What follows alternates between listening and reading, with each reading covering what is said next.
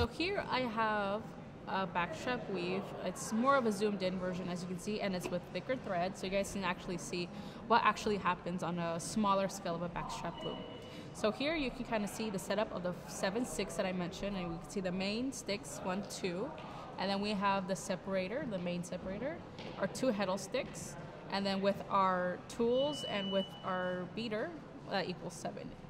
So what I'm going to do is a little demonstration of what a plain weave is, and explain what the heddle sticks will do.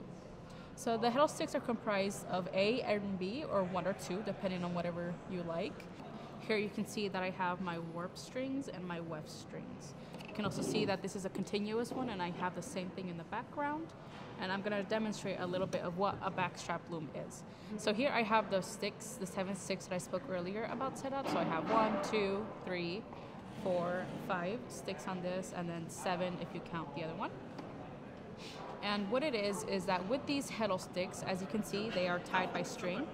You can see that one lifts the B strings, which are underneath, as you can see here. And then the other one lifts up the A strings, as you can see here. So it creates a shuttle and an opening where I can scooch in my shark and lift that thread up. And as I can see over here, that thread is now lifted up. Sometimes you have to help it just with your hands, and depending on the size of the loom, you can squeeze your hands in there. But for this, I'm doing it with my hands. And now that I have this shuttle opening, I'm gonna wanna hold that with my arms, get rid of this shark right here, and slide that in to where my new weft is gonna be. With this, I'm also gonna scooch up the heddle sticks so I can give myself room. And with that, I'm gonna stand it up.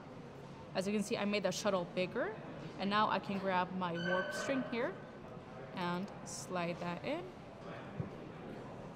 And I'm gonna set this down, but normally you wanna keep that up. When I get to this point, I like to keep a finger space in, just because your loom does shrink a little bit. You can expect it to shrink by about 1 inch or so. So I like to leave a little space, and I like to flatten it out. And normally it isn't this thick. This is just a normal, like, zoomed in version of it. And I'm gonna pull it taut, but notice how I'm putting my finger in here. You don't wanna pull it all the way through. That causes you to lose your tension and causes you to shrink your warp. You wanna keep at least a finger space away, and then with your shark, you're gonna put it down, and you're gonna give it a good beat, and that's gonna align this up. And there you have your first warp. See? Then, to continue making my fabric, I'm gonna reset the fabric by setting it down. And because I have pulled up this one, I'm now gonna pull the B heddle stick. I'm gonna give that a little slide.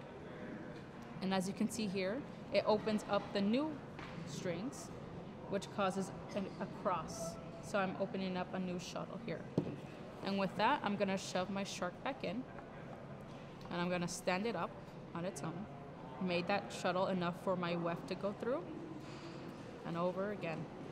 Making sure I only grab the thread that is on top and not the bottom. And then once again, I'm gonna leave about a finger space of thread, just so it can pull taut. I like to pull the ends of the fabric just so everything gets evened out once again. And with my beater, I'm gonna leave it down and push it down, causing a new string to form. And I always like to just give it a little press at the end so it keeps its shape. And there we go. You are making fabric.